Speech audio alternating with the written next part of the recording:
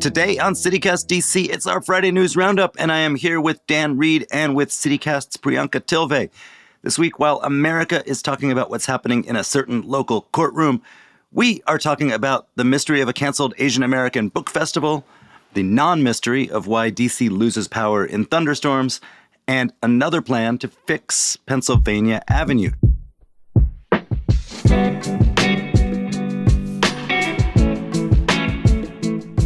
Today is Friday, August 4th. I'm Michael Schaefer, and here's what DC is talking about.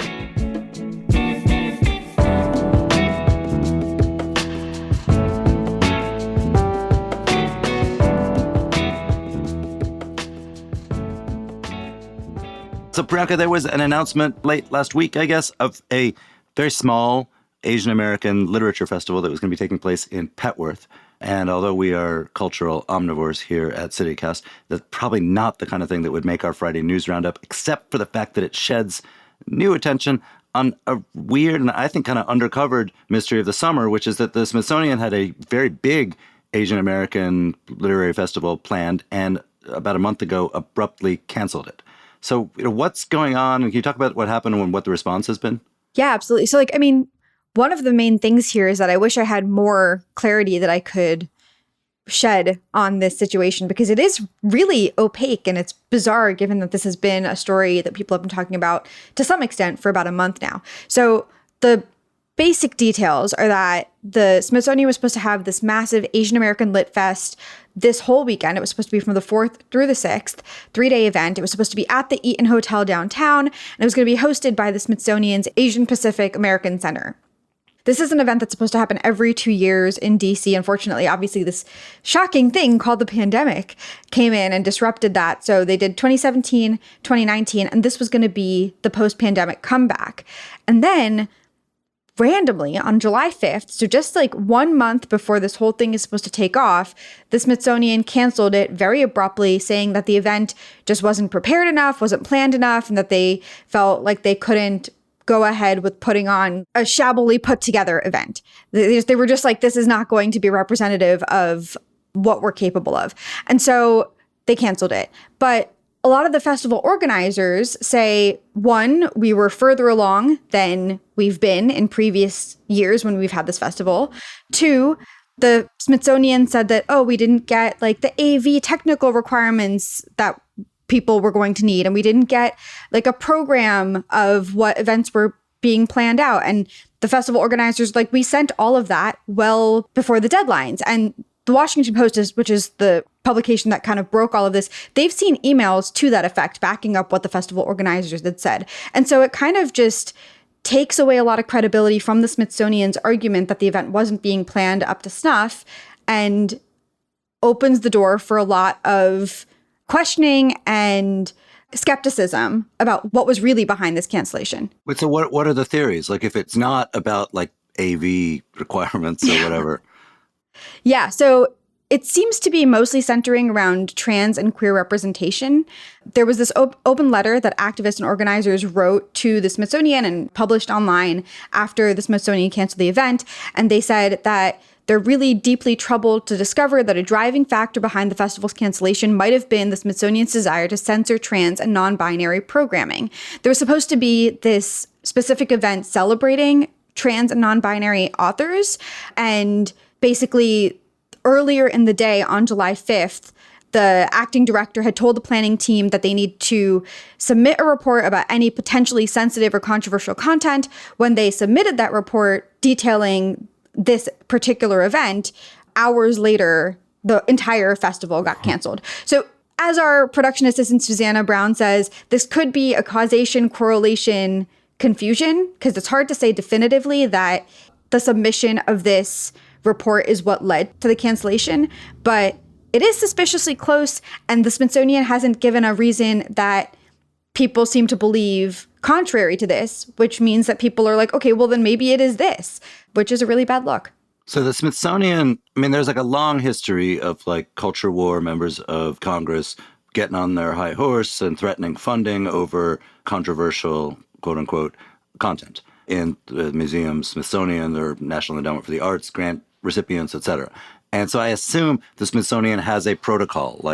if something's coming down the pike that could get us in trouble with some far-right member of Congress, we are going to, do whatever due diligence we have to make sure that we've, got things done in the proper manner. But in this case, according to this theory, which seems pretty plausible, it didn't lead to them doing due diligence. It led them to doing cancellation. Yeah. I wonder if potentially the time factor was at play there too. Like maybe they were supposed to start this process way earlier in order to do all of their due diligence and then just didn't jump on the ball fast enough or something like that. But it again, is still a very, very bad look if that is the reason that they've canceled this festival. But look, there is a enabling legislation for an LGBT museum, if I'm not mistaken. Mm-hmm. Was there anything specific that we know about in the programming, or was it just in general something focusing on trans voices within this literary world? I wouldn't be surprised if it was just the presence of trans and non-binary people. Like, it's convenient, and I do wonder, there's an argument that maybe the timing issue is related to like how long it would take to work through that, but that also seems like, if somebody didn't want this program to go forward because of the presence of trans and non-binary authors, even if they presented this 3 or 4 months ago, someone could run down the clock, right? Like, that's true. Okay, so has the Smithsonian responded by denying that accusation? Yes. Yeah. They have denied that accusation. They've also now said that the cancellation was actually meant to be a postponement and that there will be another version of this event, though they haven't provided any details as to when that's going to be. The activists and organizers who published that open letter had also called for the resignation of the acting director. And the Smithsonian responded saying that they are starting a search for a new permanent director and they will have staff inclusion on the committee and that they're just trying to be more aware of this issue as they move forward. Wait, this issue being what, the existence of trans people, or the record of, or the allegation of censorship? I think the allegation of censorship and the importance of inclusion in making major decisions for the organization moving forward. I go back to in the 80s, there was a Mapplethorpe show at the courtroom. It was canceled for fear of congressional backlash over homoerotic pictures. This is thought of as kind of a major, the response to that, the reaction against that is thought of as a major moment in arts organizing and so on. In this case, it's not been anything like the kind of Mapplethorpe thing. They were projecting slides of his pictures on gallery walls from the outside as part of the protest. Tougher to do with literature. But there is a little Washington response, and we'll see it in Petworth, yes? Yeah, so there's basically everyone who could is going to make it out this weekend anyway, and they're going to do an event on Sunday at Loyalty Books, small little bookstore in Petworth, and it's basically a mini version, as in super, super mini version of what this festival was meant to be this weekend. They're calling it Ghosts and Spirits, a Resurrected Asian American Lit Fest, and I'm sure it'll be cool. So if you have the time and you're around that area, go check it out.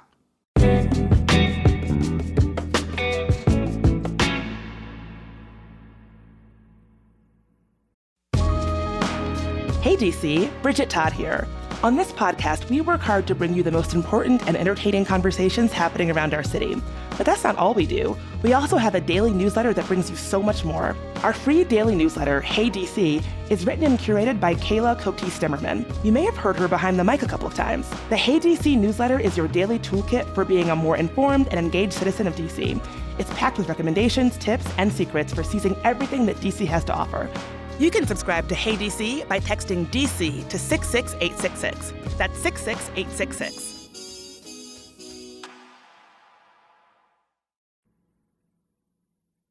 On Saturday night, I was home minding my own business, and all of a sudden the power went out. There had been a storm. And, I took a walk, and it was crazy, right? Because it took a while for the power to come back. 1 block away, everything was normal, 21st century life. And then my street was dark. It was so dark. And the city was it was biblical. Blocked streets and trees strewn everywhere and pitch darkness. And so, of course, I thought if my phone weren't out of power, I'd probably call Dan Reed right now because they are my go-to person on all matters of urban infrastructure issues. It's not news in Washington. You have thunderstorms in the summer and power goes out. But Dan, can you explain what the deal is here? Like, what's unique about Washington in this story? Yeah, so this is a big storm, right? Like, I didn't lose power on Saturday, and I'm really happy because I was doing a lot of cooking and baking, and there was no way I was going to let my vegan brownies be at risk during the big storm. But some 200,000 people lost power on Saturday. Thankfully, they've all gotten their power back since then. And we can expect big storms like this to happen more in the future because of climate change, and that means we have to make our power grid more resilient. This isn't the first time this has happened, though. I remember growing up here in the 90s and 2000s, and big power outages like this were super common because at the time, Pepco used to be one of the most unreliable electric utility companies in the nation, right? I'm sure you remember this too, Mike, right? Like days without power, multiple times every summer. Right. And so what happens in DC is there are thunderstorms and trees fall and trees knock down power lines. And then inevitably a conversation follows, or at least like people on their back porch griping about this come to this question of why are these power lines above ground in the first place? Why don't they bury them like all our other lines?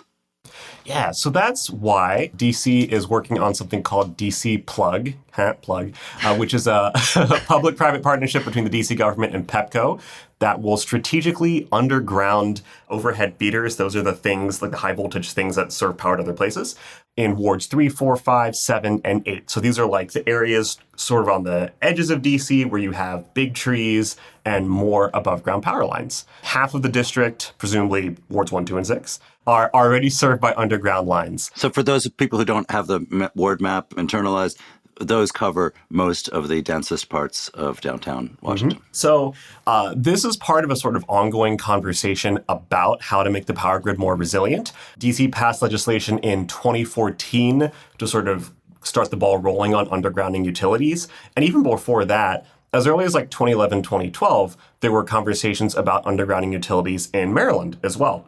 There were a big series of outages in 2011. If you remember the 2012 derecho, which is a huge storm that knocked out power in a lot of the region. And Pepco, when it merged with a bigger utility called Exelon, was required to meet these reliability guidelines they had to hit every year, which in part meant they had to underground power lines or trim back trees in areas where there were power lines. And within just a couple of years, by like 2016, Pepco was regularly starting to meet those thresholds, which is cool. So this is sort of the next step of that, right? It's one thing to trim trees back in the suburbs so you can get your power lines unencumbered. It's another thing to start burying them. It's super expensive and complicated, especially in urban areas. Yeah, that seems really expensive. Has there ever been money appropriated for that? It seems like the kind of thing like, I don't know, a national infrastructure bill that's designed to create jobs would maybe be good at.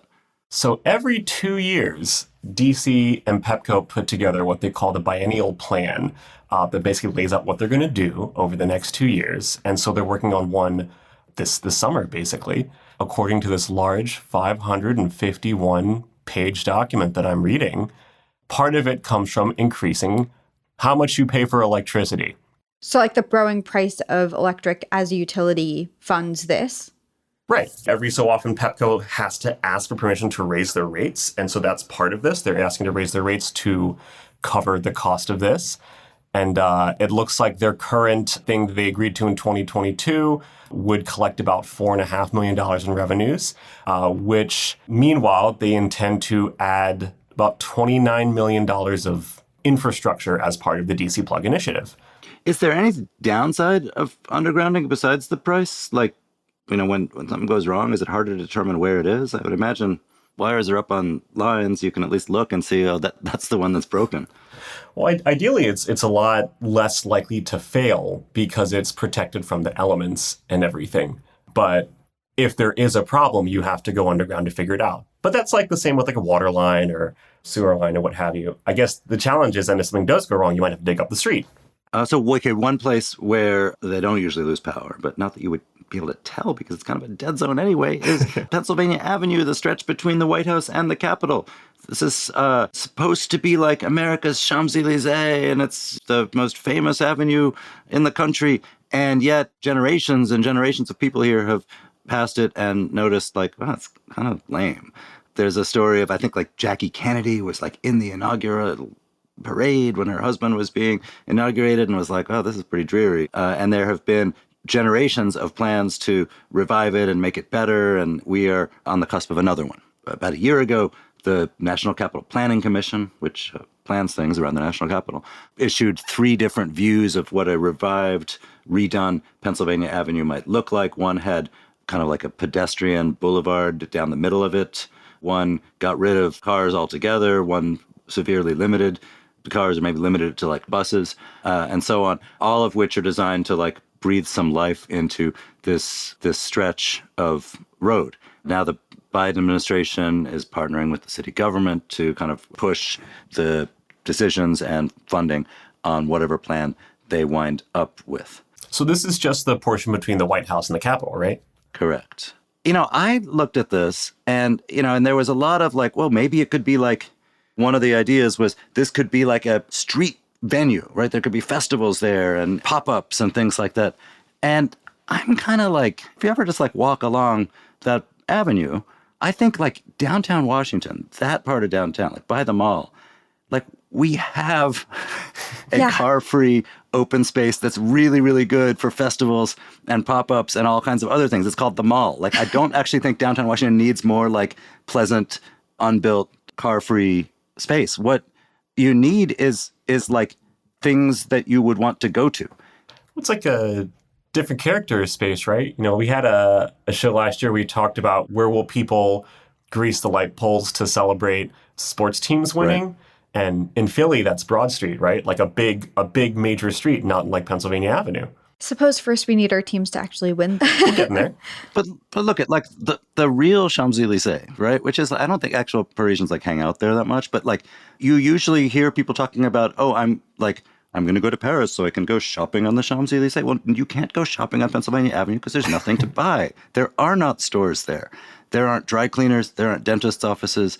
There aren't any of the things that would cause you, a regular person, to stroll down that avenue. There are office buildings. There's one hotel.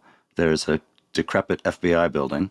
There's like a couple, like right by the Navy Memorial, like weird old 19th century buildings that look kind of cool. And then you get down towards the museums. Even like the National Theater and stuff is on a side street.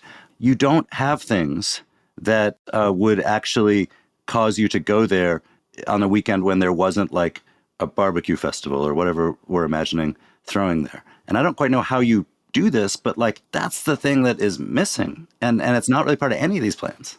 Well, that's exactly it though, right? Like this is a redesign. They could maybe add stuff to that effect. Like what I think would be really fun is if it ends up being like a big car-free pavilion with a bunch of streeteries on both sides, maybe even some like Parisian style ones where you just sit around and people watch. I think that's what they really need to do if they are going to have this be the downtown comeback plan that they're pitching it as, because they are talking about this redesign as being part of that whole revitalization plan for downtown. Right. But you have to, like you're saying, you have to make it a place that people actually want to go and hang out when there's not just a festival, because festivals aren't going to be there every single day of the week. Correct. And I think, this gets into like a really wonky economics challenge. You have all these buildings that are, I'm sure the offices are very pricey there. You want to have a Pennsylvania Avenue address for your lobbying firm or your law firm or whatever. Like Priyanka can't just start like the cool bar that she's always wanted to start there. Like she would not be able to afford the rent. The only people who could afford the rent are like the Cheesecake Factory. But that's going to keep like you from hanging out there. It's true. And a lot of the federal buildings don't have retail in them at all, right? No one can open a cafe in like the DOJ building. Yeah, so it's really about like how far are they willing to go with this redesign? Because it truly needs, like people are throwing around the word overhaul, but the designs don't really look like the degree of overhaul that is necessary for this to succeed. I feel like when renderings are released as part of proposals or arguments for why something should be done, the pictures of people they have, strolling pleasantly through whatever this beautifully redesigned scene is, they should be obliged to have thought bubbles attached to them.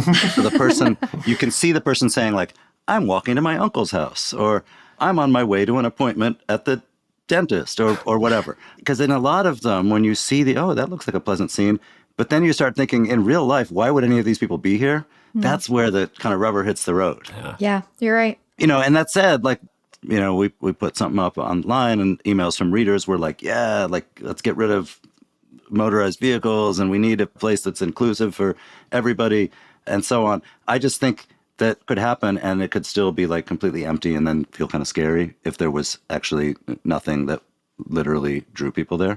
That's true. One of the thought bubbles could be I'm walking to my apartment on Pennsylvania Avenue. If they were to be able to turn to erect some residential stuff there, that would be part of the dynamism. Yeah. It seems like, if the FBI actually does move, that's an opportunity to actually put some uses there that'll actually give people reasons to go to Pennsylvania Avenue. And that's now on the table again, that the FBI could move to Maryland or Virginia.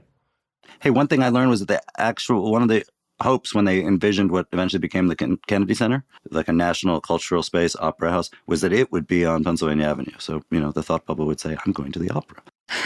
That's so much more convenient than where it is now. Yeah, for real. Indeed. Anyway, Dan, thank you as always for being here. Priyanka, good to see you. Thanks for having me. Yeah, same. And that is all for today here on CityCast DC. Our lead producer is Priyanka Tilve. Our producers are Julia Karen and Elizabeth Kama. Our newsletter writer is Kayla Cote-Stemmerman. Our production assistant is Susanna Brown. And our hosts are Bridget Todd and me, Michael Schaefer from Politico. Music is by Alex Roldan. If you enjoyed the show, charge up your phone so that you can listen to it even after the power has gone out. And subscribe to our morning newsletter. We'll be back Monday morning with more news from around the city. Bye. That's a great question. I need a second to look that up.